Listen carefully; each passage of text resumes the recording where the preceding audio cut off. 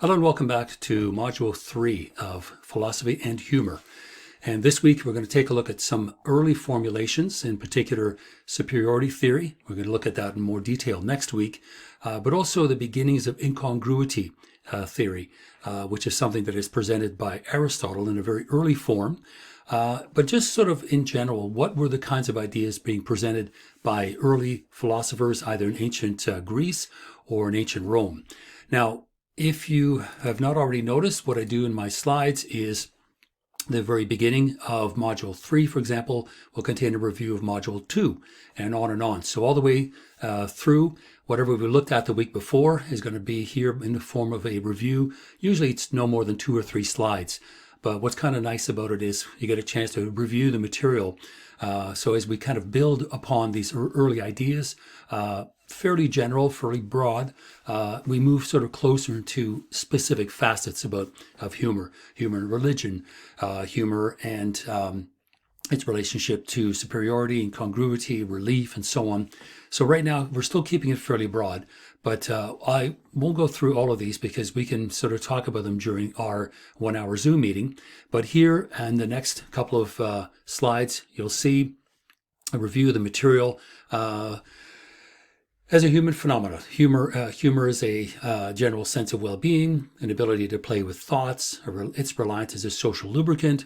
It's a way to diffuse sometimes dangerous conflicts and situations. It's a place where social norms can be temporarily set aside. And incongruity, and in particular what Cicero discusses in the use of language and very imaginative kinds of thinking, we're going to see the same sort of thing happening. And then finally, the question that I asked you to consider last week, and it goes without saying that many students do write about this particular topic in their first reflection essay, is humor an emotion? And the jury's out. Both are valid. One can be knocked down using the other's argument, but it's not a matter of right and wrong. These are just simply two ideas about humor. So one says, yes, humor is an emotion because it has an object. We have a relationship to that object. The degree of emotion that we have, that it experiences in us, is in a varying form of degrees, from mild to intense. It's hard to partially suppress laughter, just as it is difficult to suppress, a smile or joy or even fear. And it's also very infectious around other people. And as you can notice, generally speaking, all of these sort of results, right, these symptoms of the idea that humor is in fact an emotion, have to do with the body, right? The ability to smile and to laugh and to contain oneself. So think of that as sort of the arguments in favor of the body, right? The responses that the body has versus the mind, where we pose the same question. And the answer is no. Humor is not an emotion because humor takes place at that higher mental level, right? It uses our critical faculties less so than our emotional faculties. It also asks us to use a higher degree of cognitive development. In other words, we need to know about the world, right? We need to know about social mores and social customs and what is considered ethical versus unethical behavior. So we need a higher degree of cognitive development for us to truly appreciate humor. We also enjoy having the expectations that we have about the world to be violated. And again, that is on a sliding scale, right? We're not saying about full out 100% the world is violated, because now we're bordering on anxiety or even horror. So those expectations are violated to a certain degree that instills humor in us and laughter. And then finally, humor requires a kind of abstract sort of thinking where we are holding two separate thoughts in our head. As I mentioned last week, we're holding in our heads the idea of what is happening directly in front of us and what should be occurring. And that disconnect, right, that difference between the two is the degree of humor, right, how funny something is. Because it would be incongruous to see certain things that happen, animals talking, that sort of thing. That's something that typically doesn't occur. But we aren't freaked out by it because we find it amusing. But if it was something a lot worse, let's say those animals are not only talking, but planning to do us in, now we're moving away from humor, moving more towards, say, Planet of the Apes. So that sliding scale has a lot to do with the degree of humor that's involved as it slides towards anxiety or outright fear. So that is basically what I wanted to point out in terms of the slides for last week. So the first person we're going to look at is typically in the history of philosophy, Plato. He's likely the first philosopher that anyone will encounter when they're studying the history of philosophy. And we're looking at the history of humor and comedy and laughter. Sure enough, here's Plato. He's the first one that kind of is out of the gate to talk about sort of comedy and laughter, but his focus more so is on laughter than it is about any kind of theory regarding what humor is. He's certainly more prone to tell us what humor isn't in terms of what is good for us. It isn't useful. It moves away from reason. It laughs at people. And all these kinds of things we're going to look at in a little bit more detail. So, more so than anything else, Plato frowned upon laughter because he felt it was allied with our base instincts that were at odds with reason. So he was looking at humor as moving in an opposite direction towards reason. And everything Plato did had to be filtered through reason and rationality. So anything that moved away from that, he considered to be an inferior form of thinking and certainly an inferior form of behaving. So not only that, not only in terms of individuals and their lack of thinking and their lack of reason, but he also looked at laughter and the source of laughter as a threat, right, to the ideal state, because he believed that laughter upset our serious nature. Because the question becomes, what are you laughing at? If you're laughing at the behavior of an official or an authority figure, or let's say a philosopher such as Plato or Socrates, because they were very often made fun of during the Satyr plays, which we'll get to shortly. So Plato had a vested interest in asking people to behave, because not only did he not like being laughed at, he didn't think it was a good idea to laugh at the state and laugh at, say, democracy. So it upsets our serious nature, and our serious nature should be considered and, sort of enamored with things that reflect reason and reasonable thought. In fact, Plato had this sort of three-part view of the body: the rational, the spiritual, and what he called the appetitive. On the one hand, the rational is, of course, the logical. As you can see, it is more or less located in the mind. The mind seeks truth, swayed by facts and arguments, whether it's some sort of dialectical argument, all leading towards some kind of consensus that each thinker will present their ideas at the table, and we all together figure out which one makes sense and which one we can toss out, and there's agreement. So that's kind of looking at the world rationally. Then there is the spiritual aspect, which notice again, the heart. Right, so the heart and the soul was considered to live in this area. So in the spiritual and emotional parts of our lives, those are the feelings, right, that influence our actions. We feel strongly about something, so we behave accordingly. We wish to protect our city-state, so we fight in the army, fight to the death. These are the kinds of things that, again, Plato thought were very good. But now we move a little further south, and we are moving into the world of physical desires. And sure enough, that's where Plato associated the body with laughter, in this sort of lower regions. So the appetitive, or the appetites that we have, are more instinctual, right? They are physical desires for sort of sexual behavior, for example. So whatever drives you to eat or have sex or protect yourself or to laugh at something, in this particular case, this is where the seat of these ideas sort of lay. So as you can see, the body's divided into three parts. And of course, the lower half is the half that is sort of the realm of humor, as much as Plato was not a big fan of it. Ultimately, what Plato found to be wrong with laughter is that we laugh at vice, right? We laugh at things that people are doing poorly, either through self-ignorance, or they just don't know any better, or maybe they're intentionally doing it to get a laugh. No matter what, Plato thinks that when we're laughing at behavior that is considered vice. And that's by comparison to virtue, right? Virtuous behavior is what Plato is all about, and that's what he wishes for us to do. So if we are laughing at someone, we are laughing at their vice, right? That ignorance in people. And ultimately, it's a reflection on us, right? Because our amusement at that other person's misfortune, that in itself is a kind of malice towards other people. And we can think of all kinds of examples, our friends doing stupid things, sometimes intentionally, sometimes unintentionally, stepping on a rake. If you ever had a rake handle smash in the face, it's not funny, it hurts. And yet everyone else thinks it's hysterical. So it's not as if the self-ignorance of that person was intentional. They didn't see the rake, but the result is almost laughable. And Plato says, no, that's more a reflection of you than it is of the person that's just been hurt. And so it reflects upon us as being somehow what they call ignoble, right? Just really inferior. It's not us in our best light. So amusement, right, he would look at is an emotion in which we tend to lose rational control of ourselves. And this is something that's very important because Plato never wished for us to lose control of our faculties, right? Whether they are the lower faculties, because we're supposed to keep those under control, as well as our upper faculties in our minds. So we need to keep ourselves balanced and keep ourselves just. And the only way we can do that is to make sure that we don't entertain thoughts that might lead to laughter. Now again, what is Plato doing? Plato is not in favor of the superiority theory, quite the opposite.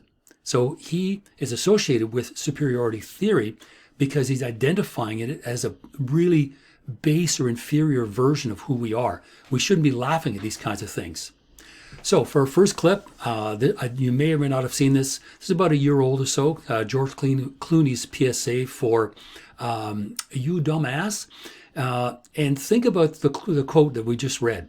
Our amusement at their misfortunes is a kind of malice towards such people. So what makes this clip so funny is George Clooney's very direct message to people who aren't too bright. Again, as we set up last week, there's the link for it. And of course, you can't click on it because it's a video, but all of these will be listed down below. So have a look at that particular clip and then join me in just a moment. Okay, so Plato was very clear on where laughter belonged, and in short answers, in as few places as possible. So he thought that all literature should be censored. Poets were dangerous, even though he was a big fan of Homer. Homer was really the only exception. But other poets he believed should be censored because they too would often mention gods and heroes who laugh at others. And just the notion of seeing, heroic individuals and gods laughing really undercuts their importance, undercuts their authority. So he says in Republic, 388 is, I think, roughly chapter 3. A young man should seriously incline to listen to such tales and not laugh at them as unworthy utterances. Still less likely would any man be so to think such conduct unworthy of himself and to rebuke himself if it occurred to him to do so or say anything of that kind. Now, the passage right in here, which I've just read to you, it does carry on. I'm just going to read a little bit here. So, of course, Socrates says, "You say most truly," replied. They carry on. "But that must not be, as our reasoning but now showed us." Just a moment.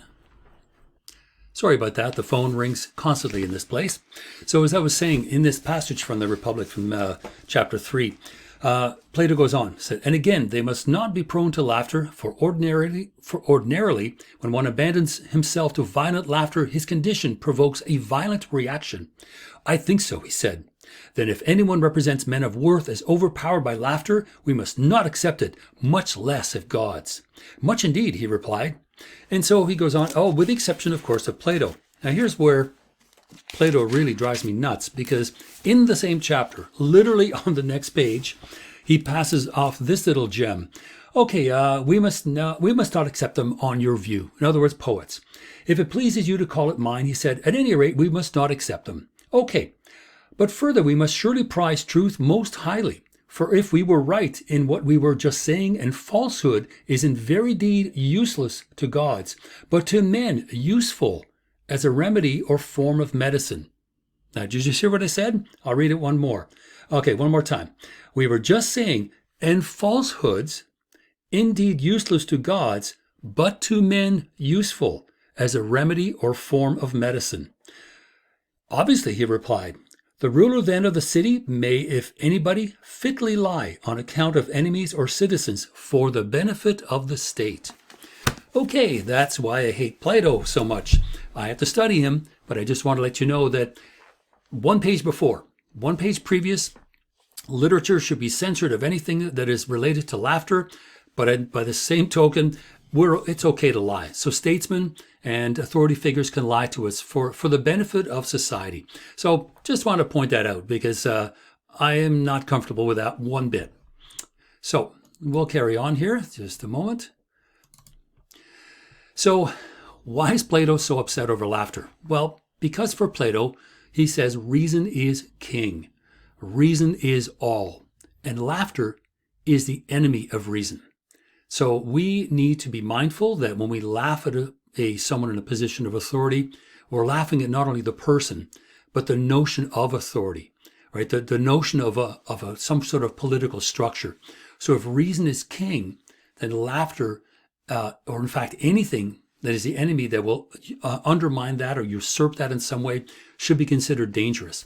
And that's why Plato thinks that laughter is not a good thing, because he considers it to be socially, morally, and politically dangerous.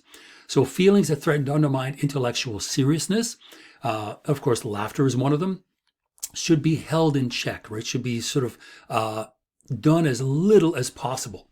And so as a result, the comedian, or perhaps the lyric poet, or the satirical poet, the buffoon, for Plato, is a subversive force, right? An unruly force that is at odds with this sort of cultivation of reason and rationality and proper behavior and dignity.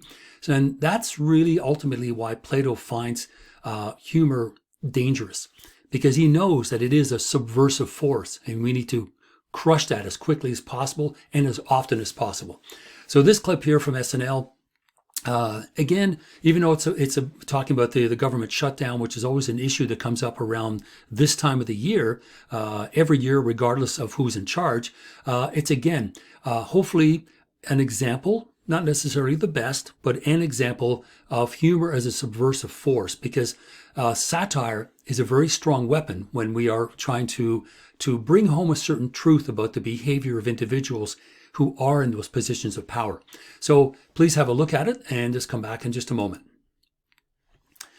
So The Republic, the book I've just quoted from here, and this is, give you an idea, that's how thick the book is. And so that's all of Plato's works, everything he's ever said, his laundry list and his to-do list and whatever else.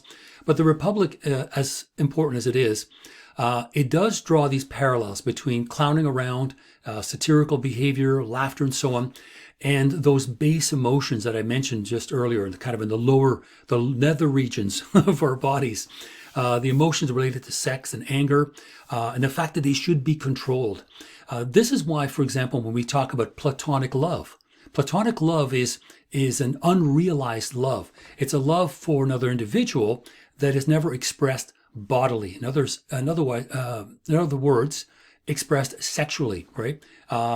So this is why Plato was really harped at length about the fact that we need to control our appetites, because it was putting us in a more base kind of position. It really it brought up the worst in us, right? And that's one of the issues. So the guardians of the city-state in the Republic, these would be, well, the guardians really, for lack of a better definition, sort of makes sure that the city-state functions properly. They are guards, of course, but they're like hall monitors. We'll say hall monitors in a high school. But again, the guardians have to avoid laughter, right? Not prone to its destructive possibilities. And the way in which to do that is to make sure that one has proper education, one knows how to control one's emotions. And if you can do that, the likelihood is that you're going to be able to behave properly. Now, The Republic is not the only book in which Plato looks at laughter and its sort of negative or corrosive abilities in society. In Philebus, for example, he talks about the same sort of thing. Philebus, of course, is arguing in favor of these kinds of feelings, these bodily feelings and desires and pleasures. And Socrates, of course, who represents Plato's point of view virtually all the time, argues in favor of intellectual pursuits. So, we have a variety of different ideas that are presented. Laughter is dismissed because it's associated with malice, which is certainly something that it was considered all the way along in all of Plato's writings. And Socrates in that text states very explicitly that when we experience comedy, the soul experiences a mixture of pain and pleasure. A malicious man is somehow pleased at his neighbor's misfortunes. And even the ridiculous is a certain kind of badness, and it gets its name from a certain state of mind. So what Socrates is alluding to and appealing to is this mixture of pain and pleasure. We acknowledge that someone is in pain, so our faces might grimace, but we're also laughing, right? Think back at, the smash in the face with a rake handle because you step on the rake facing the wrong way. It hurts. And the person laughing is quite aware of how much it hurts. But they're also laughing at the fact that it wasn't them who stepped on it. It was you or your friend. And both of you can watch this poor sod, get smashed in the face with a rake and possibly even break their nose. I mean, it depends what happens, but it's going to hurt. So Socrates is aware that mixture of pain and pleasure is not good. It's really kind of a form of malicious behavior.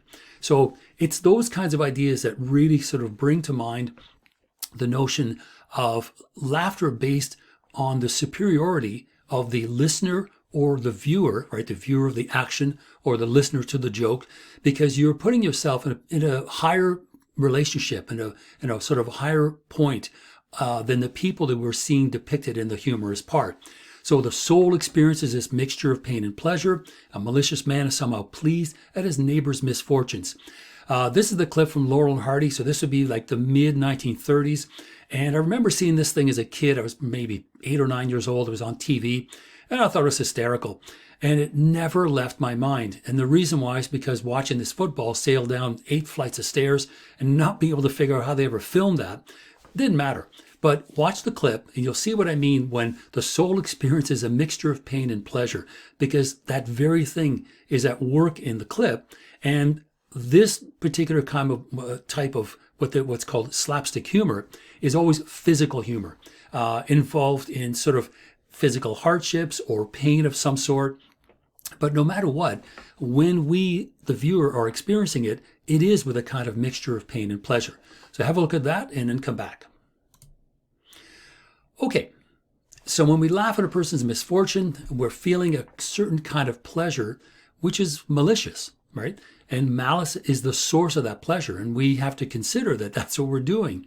So this is why Plato thinks that laughter is a bad thing. Now, we're not talking necessarily about humor, but certainly what Plato is presenting to us sets the foundation, sets the groundwork for what we're going to look at in more detail next week, which is this superiority theory. We feel superior to the individuals depicted in the humor story, or the subject of the humor, the subject of the comedy, and those things, that higher relationship we have to the individuals in the story, Plato does not think is a good idea. So he sees laughter, which is the result of that kind of humor, as a bad thing. And it's bad because it's associated with malice. And we should not be drawn to it, even against our better judgment, because it will begin to have a corrupting influence. Because if you are doing that, you are not feeling for the other person. So it becomes a kind of almost a form of selfish behavior. Sorry, not selfless, selfish behavior. What Plato wishes for us to do is the opposite, to be selfless, to be other-directed, to be altruistic. So if we are laughing at other people's misfortunes, we're not being very kind to them. And so that's essentially what Plato is saying. Now, as I pointed out, Plato had no problem laughing at his enemies or lying to his own people. So let's keep that one in mind. Plato carries on in Laws. He also talks about the same sort of thing. And here, because Laws is written at a much later point in Plato's life, Plato's been a hard ass all his life, and he starts to finally, soften up a little bit towards the very tail end of his life. I think he's in his 70s when he writes Laws, if the dates that we have about Plato are in fact correct. So he's in his 70s when he finally starts to concede and sort of give a little bit and say, okay, comedy and laughter, maybe it has its place somewhere.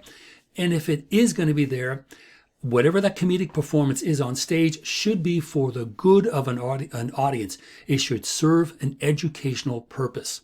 So where we see comedic material being played out on a stage or on a screen, obviously thousands of years later, but let's say on a stage, it's for educational purposes.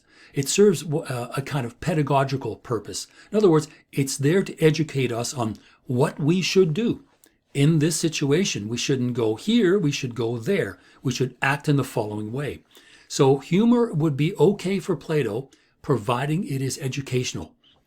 So comedy can be used in a constructive kind of way because it becomes an example of what is sinful behavior or malicious behavior or unruly or unethical behavior. So any kind of sinful behavior, if it is depicted on stage, should be done for the sake of laughing at it, not laughing with it. So herein lies again this notion of superiority. We know better. So we have those two parts of our brain sort of actively working, and we're looking at what is happening versus what should be happening. And what should be happening is the message. Plato says we should be kind to one another. We shouldn't laugh at each other when we get smashed in the face with a rake handle, those kinds of things. So comedy can be useful and constructive under certain conditions, the most important one being educational purposes. So it is a way in which we can deal with difficult truths, with forms of social behavior, habits and temperaments and so on. These are things that we need to learn in order to become better citizens, better subjects. And that ultimately is what Plato is wishing for us to consider when we are thinking about humor. So once again, Plato associates laughter, right, which is a sort of a bodily release of energies, with the loss also of wisdom.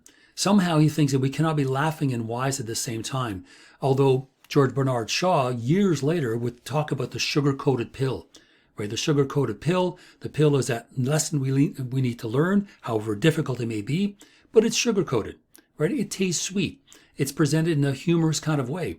So we're laughing and sometimes thinking at the same time, or at least thinking later on. So at this early point, though, Plato doesn't believe that we can do that. So he says, fine, this is why there must be a restraint of unreasonable laughter and tears, and each of us must urge his fellow to consult a decorum by utter concealment of all excess of joy or grief. Notice the word excess, right? We need to stay balanced and just, and those four humors need to be always working together and be balanced as well. Because if we're giving into our base instincts, our lower instincts through laughter and pleasure, then now we are excessively behaving in a certain kind of way.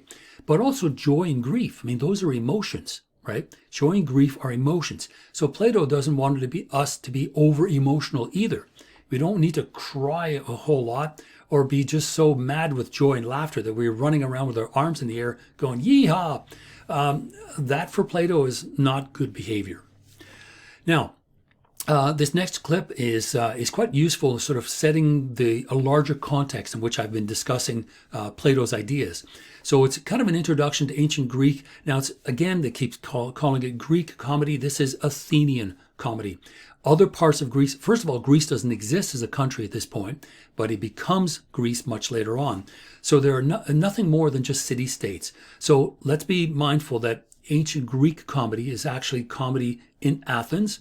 And the Satyr drama, so the Satyr dramas as they call them, these are the festivals of Dionysus, and these are the original stage plays. And so those are very different from Greek tragedy. So it's kind of interesting, but it sets the stage for the role of comedy in these presentations and satyr dramas as well, and the use of satire. So I will stop now and let you have a look at it, and we'll come back in just a moment.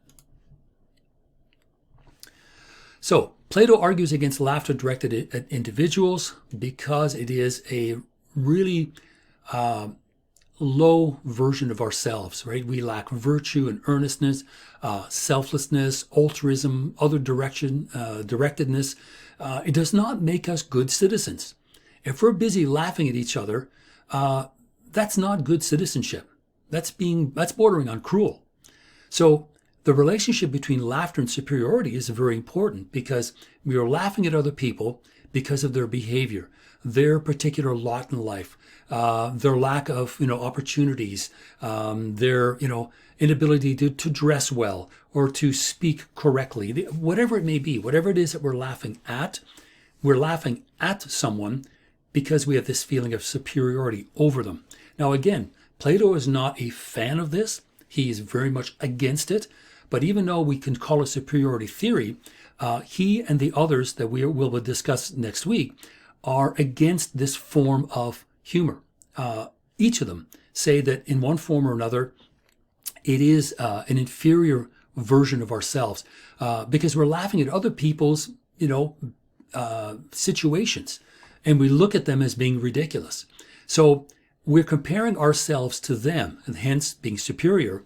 And the difference between those two is, of course, the source of the humor.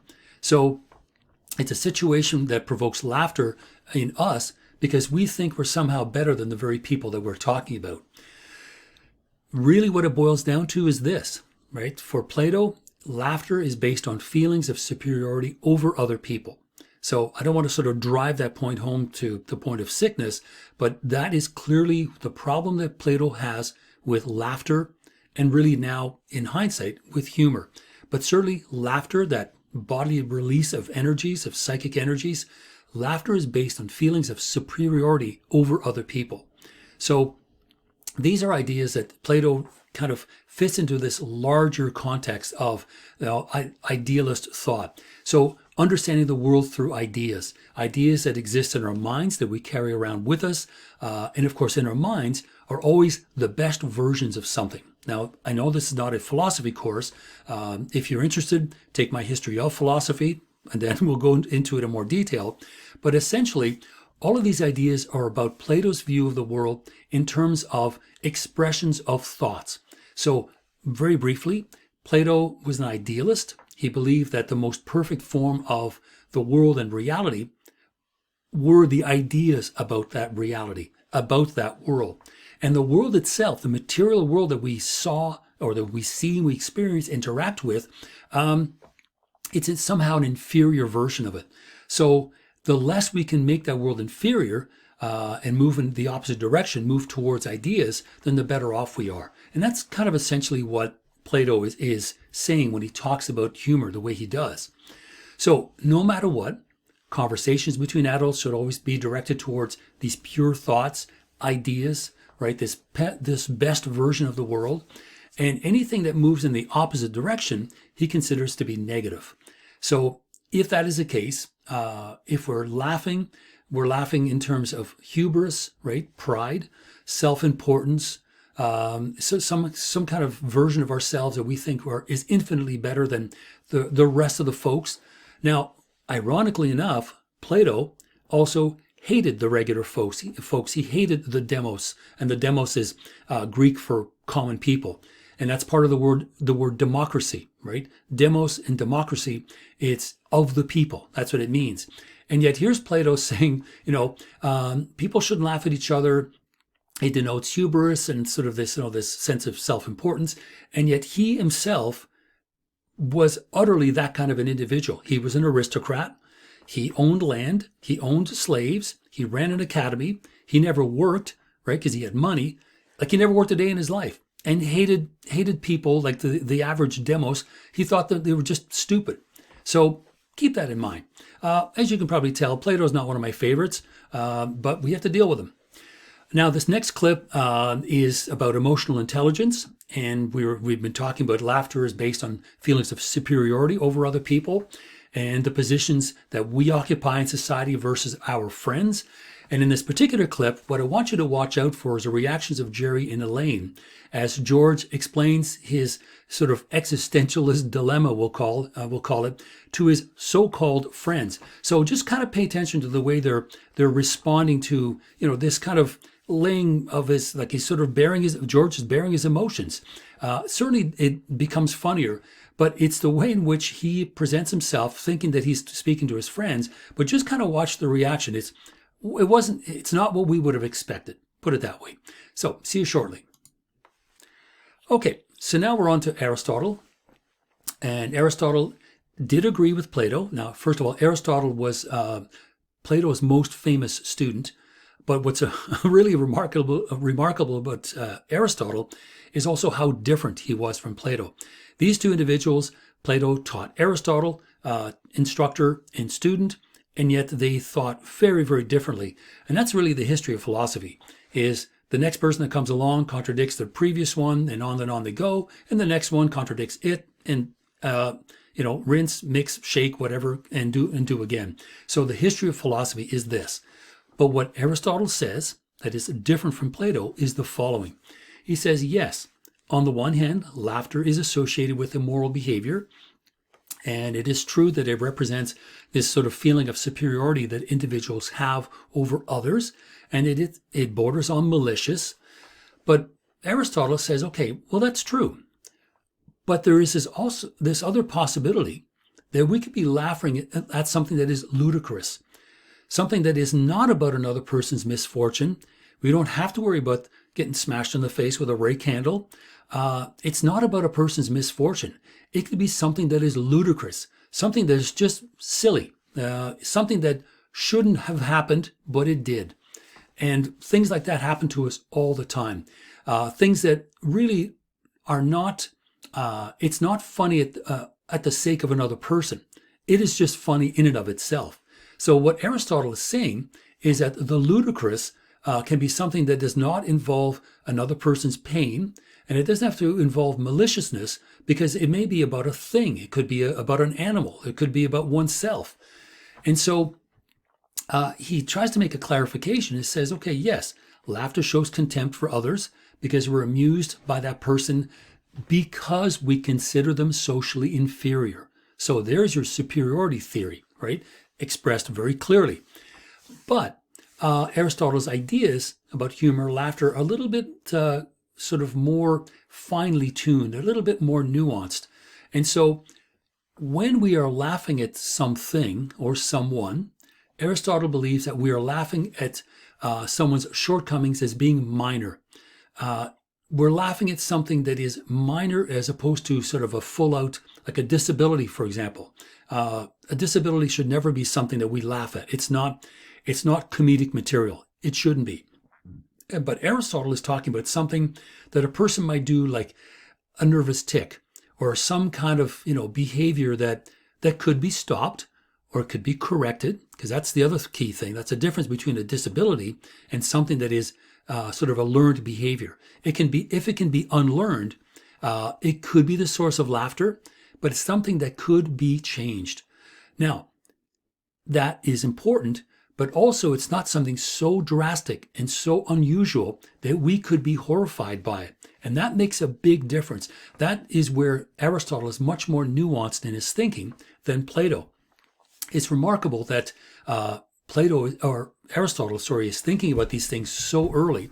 And so he writes in Rhetoric, that book right here, he talks about something which will later become incongruity theory.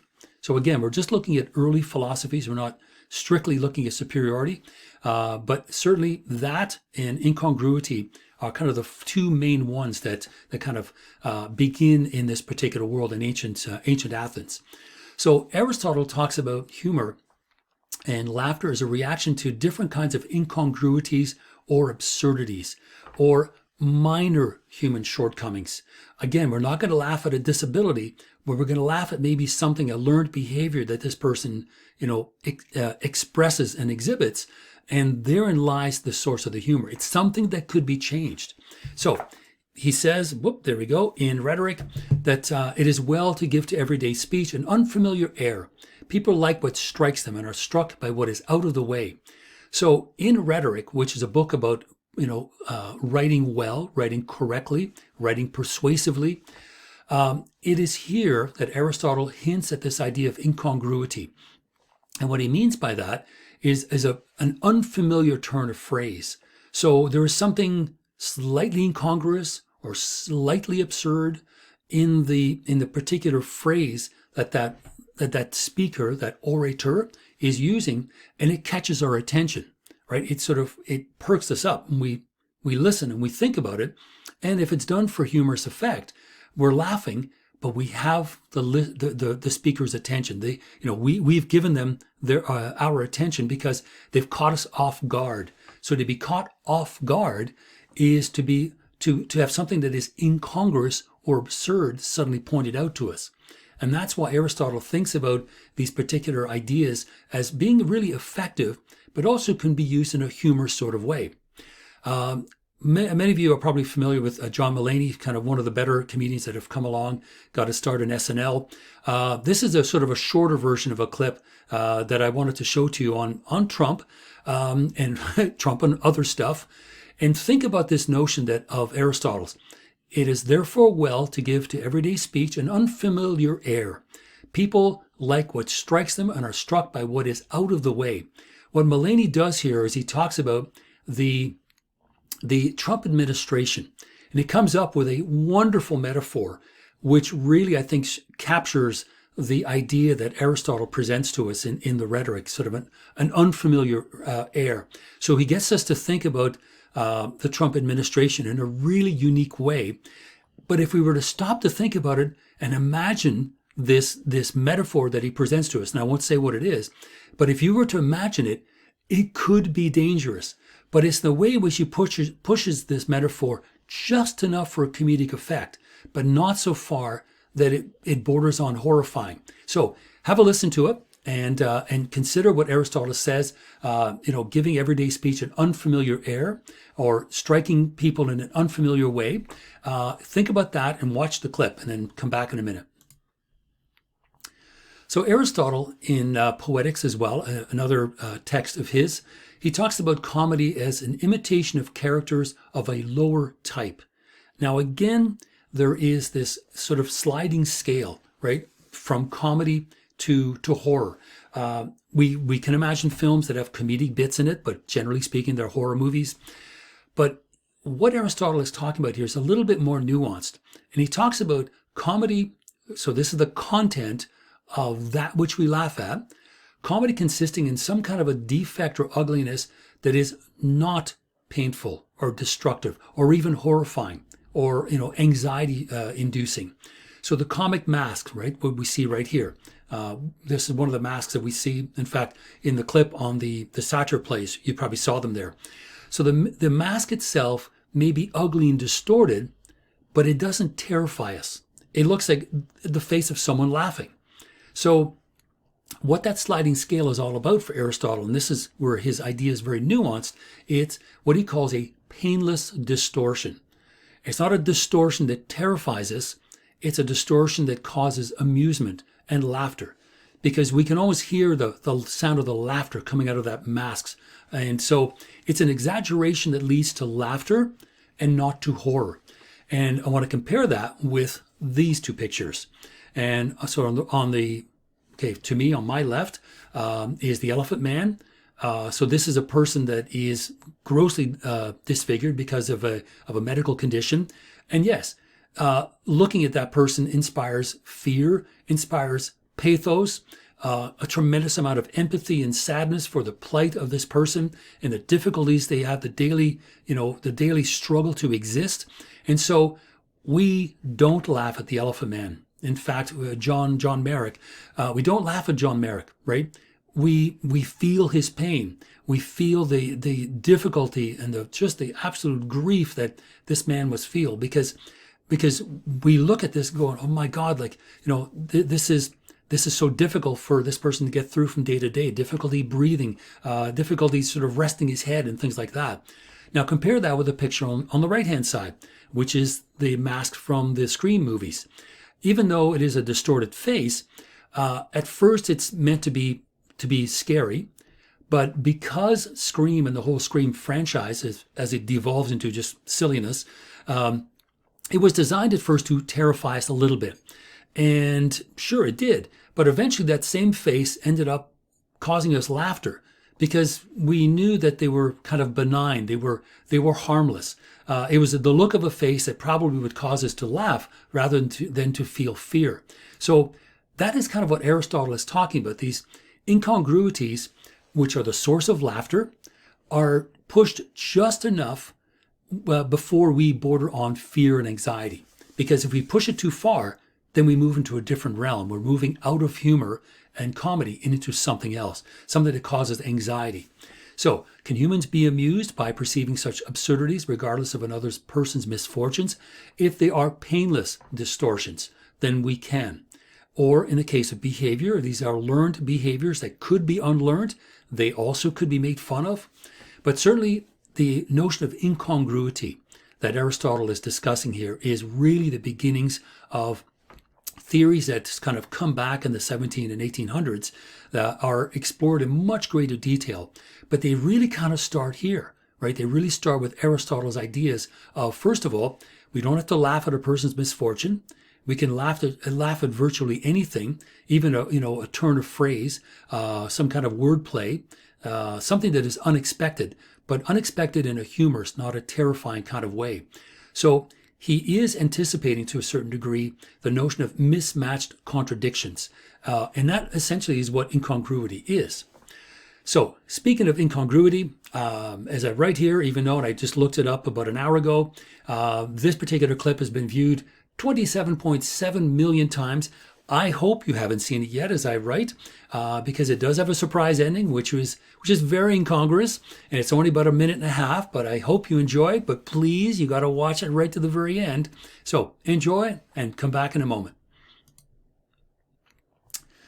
So Aristotle is suggesting to us that laughter is created partly when an audience's expectations of something occurring or should be occurring, and that's that one half of our brain going, versus what we actually see, and that's the other half of our brain.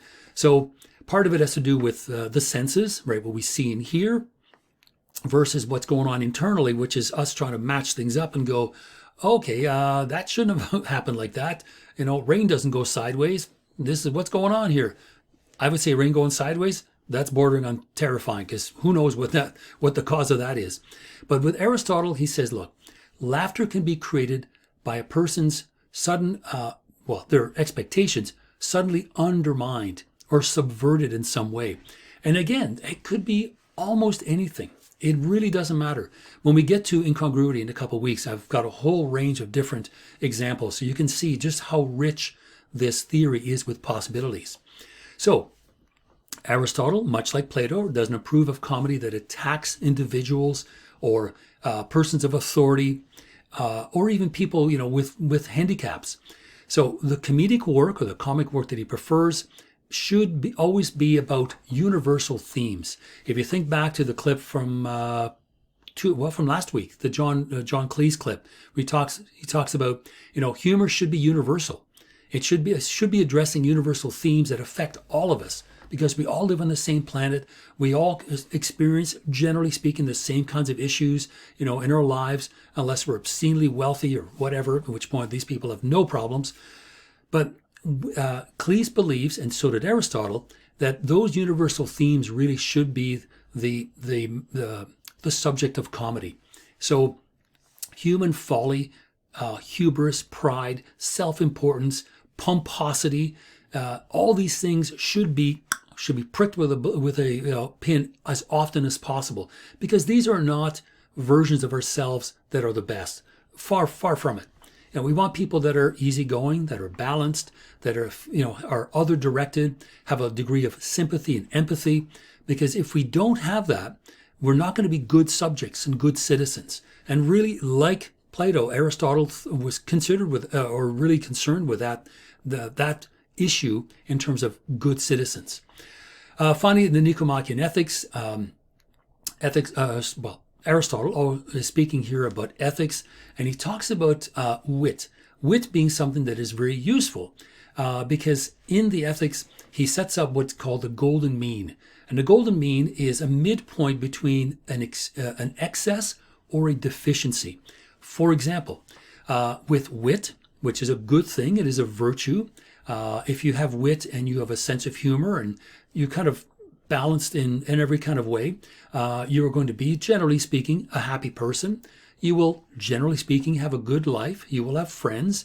because wit here is a necessary virtue. It's a social virtue. And he compares it with an excess of wit, which is just goofing around and clowning around and just being, a dumbass all the time, or a deficiency, which is to be, somebody with no sense of humor, just a boorish kind of person, doesn't laugh at anything, doesn't find anything funny, just cranky, just a really kind of cranky person. So someone that is in the middle, right, neither excessive nor deficient in wit, is generally speaking a pretty decent person. So Aristotle is leery of being humorous and laughing all the time, but he can certainly appreciate the power and the possibilities of the comic as a rhetorical device, right? That interesting turn of phrase that John Mulaney uses in describing the Trump administration, or the fact that we are able to look at the world and see sometimes the absurdity of it. So if we can cultivate that as a virtue, right, this socially correct attitude towards laughter, which is wit, which is that center point, right, between an excess of behavior, goofing around, or a deficiency, not finding anything funny. If you can get somewhere in the middle, it can be actually quite liberating, right? And you will be a decent person. So that individual that uses comedy and humor appropriately ends up having, a degree of intellectual skill that is necessary to possibly diffuse a difficult situation, rise above it, don't sweat the small stuff, be able to kind of keep yourself focused and approach it with some degree of humor so things aren't so difficult. So if we can cultivate socially correct attitudes towards laughter, it's potentially liberating. The individual who uses this kind of comedy is in possession of a valuable intellectual skill, which is the ability to think through something. And in this particular clip, although individual, let me correct that.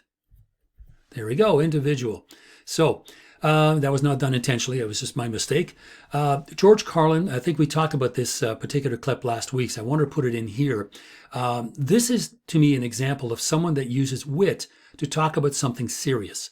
And he doesn't border on an excessive or deficiency, but really speaks about language in a clear and concise way and talks about the word, shell shock, and proceeds to carry on and on. It's about a 9-minute clip. You can certainly watch the whole thing, but watch about the first 5 minutes of it, because he does go on to talk about other things. But the first 5 or 6 minutes, I think, gets to the heart of the conversation that he has with the audience regarding the words shell shock. So this is someone that has the ability to be humorous, see the world seriously, but present it to us in a humorous kind of way. And it is liberating, right? It allows us to see things in a new way and realize just the dangers of soft language. So, like I say, watch the first 5 or 6 minutes of it where he stops, up to the point where he stops talking about the word shell shock. He goes on to other things, and then come back in just a moment when you're done. So the last person I wish to talk about is Cicero. And Cicero, as you can see, was living after the birth of Christ, 106 to 143.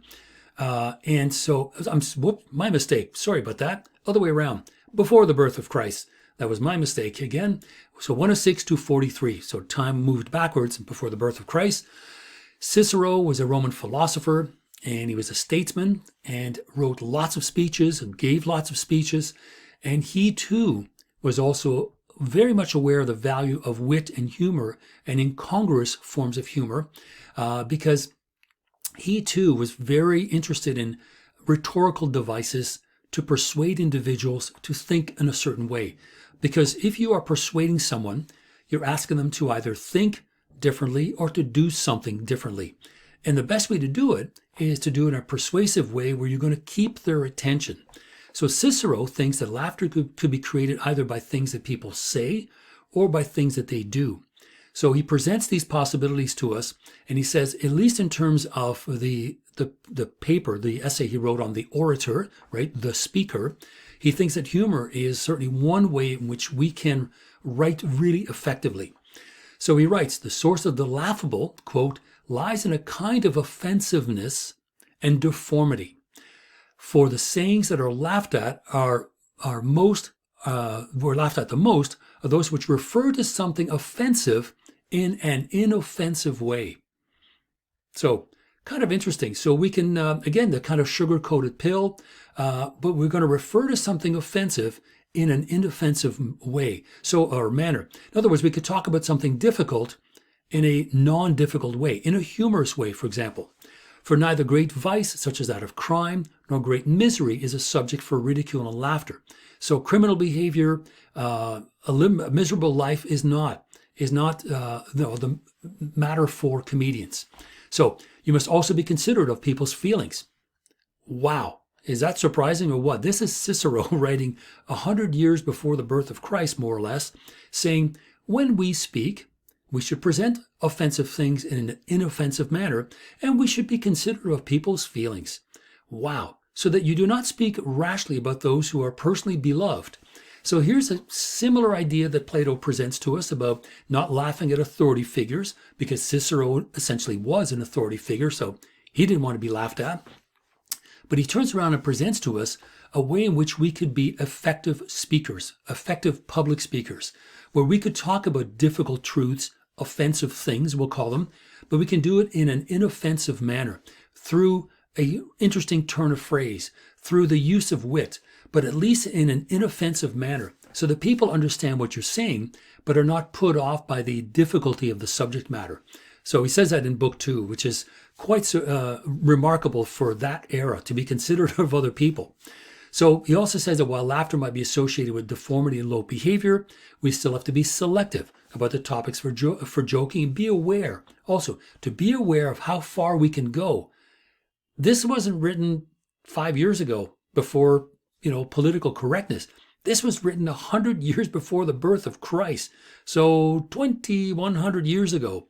So very remarkable what Cicero is kind of, cluing in on is the degree of offensiveness, and a consideration of the audience. We don't want to be associating laughter with deformities and low behavior. We should be selective and careful about what it is we talk about, and we should consider people's feelings. This is really remarkable stuff. Now, what is important for us is the following, that Cicero also hinted at incongruity as a feature of comedy, noticing that most jokes lead us to expect something only to subvert that expectation. So in much like the Cyanide and Happiness clip, that sudden incongruity at the end, the subversion of what we thought was going to happen versus what we did see, complete with the gulp, Cicero's talking about the same thing, that humor can be derived from that sudden subversion of an expectation. Now again, subverted only to a certain degree, because that sliding scale can move us further into horror and anxiety. We want to stay within the realm of laughter, right? Into the realm of humor and comedy. So we can subvert an expectation up to a certain degree. Now, this is one of the really important ideas that Cicero has, that jokes can lead us to expect one thing only to have that expectation subverted in some way. Now, this last clip here, Barack Obama, he hasn't been gone for that long, and we saw him sort of show up over the summertime during the American election. Obama is not known for losing his cool. So that in itself makes this clip rather funny, because Obama's anger management translator, the very idea that he would need one, is quite funny. But if you're a fan of Key and Peele, you're going to enjoy this clip, because it really features Jordan Peele. Okay, so Key. Forget his first name, but Key of Key and Peele is part of this. So think of Obama as being someone that is fairly level-headed, fairly calm, very reasoned in his tone and his voice and his diction, even having to have an anger management translator. So enjoy the clip, and I'll see you in a couple minutes. So finally, Cicero talks about comedy as a gift, right? An absolute gift from the gods. The ability that we can play with language, that we can have incongruous thoughts in our heads without sort of falling into mental disarray or anxiety or so on. That we can enjoy it, and we can enjoy this gift and share it with others through our wit, right? Providing we share it in such a way that we're not laughing at other people, we're considerate of other people's feelings. And it's a way in which we can kind of offset the seriousness of life itself, the solemnity, he says, about life, the seriousness of everyday life, because ancient Rome was probably not one of the funnest places to live at that time, or in fact anywhere, especially if you were a slave. But what Cicero is talking about is life can be serious, and for the most part it is. But this gift that we've been given from the gods is the ability to rise above it, right? To not sweat the small stuff. And so if we have that, it just makes us better people. We can tap into that when things get difficult. And in terms of speakers, effective speakers, they too can add levity and wit at certain moments in their discussions and allow us to think of difficult things, right? Offensive things in inoffensive ways. So we can counteract the seriousness of a discussion using humor. And whether we put it at the very beginning of our conversation, usually in a TED Talk or later on, whatever we do, we're able to establish a rapport with the listener. The listener is sort of in with us, right? Together, we're going to work through this material. And the listener now trusts the speaker to speak wisely and correctly about difficult things, but with a degree of humor that will kind of reduce the amount of harshness and seriousness that is going on, without, of course, not losing sight of the lesson in the first place. So Cicero did talk about things where we can be, different types of humor. One being excited by things, right, amusing situations, or the use of words, puns and proverbs, parodies of one sort or another. The way in which we can manipulate and play with language to humorous effect is something Cicero really thought was useful. And so we need to allow speakers to stray from facts periodically when you are telling a joke. And this is really important because, again, these are ideas presented 2,100 years ago. And here's Cicero saying that, look, Plato is asking us to out and out lie. Cicero says, okay, listen, speakers should be allowed to stray from literal facts when telling a truth. Just a moment. So as I said a moment ago, what is really important to remember here, what Cicero is speaking about, is the ability of speakers to twist the truth a little bit, right? To stray from literal facts in order to tell a joke. So slight exaggerations are okay for comedians and for speakers, but we cannot completely lie.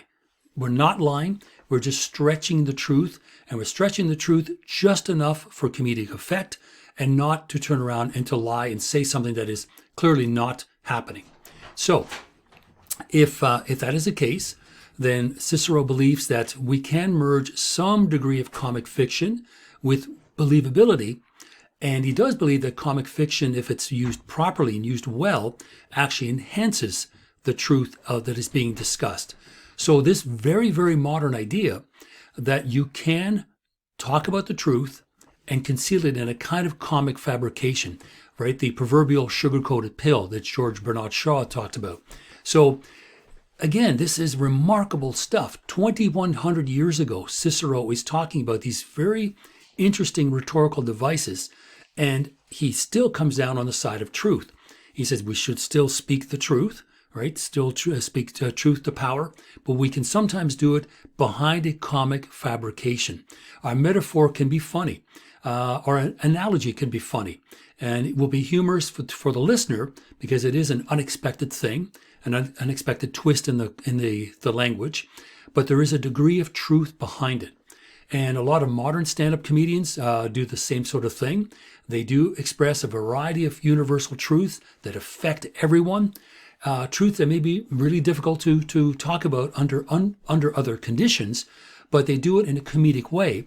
And the end result is that we're laughing and learning at the same time. So these ideas are not postmodern at all. They're actually very old ideas. So Cicero is certainly one of the very first to talk about the use of language in the creation of humor, but the creation of humor in the stretching and sort of reformulating of something that is truthful. So we can do that, and we can still be honest and still use comic fabrications. So that's essentially it for this module. I know we covered a lot of terrain. Hopefully the clips were fun and amusing, but at least instructive in the ideas that I wish to present. But we see each other on Monday at noon, and we can sort of unpack these ideas a little bit more carefully. In the meantime, take care and have a good weekend.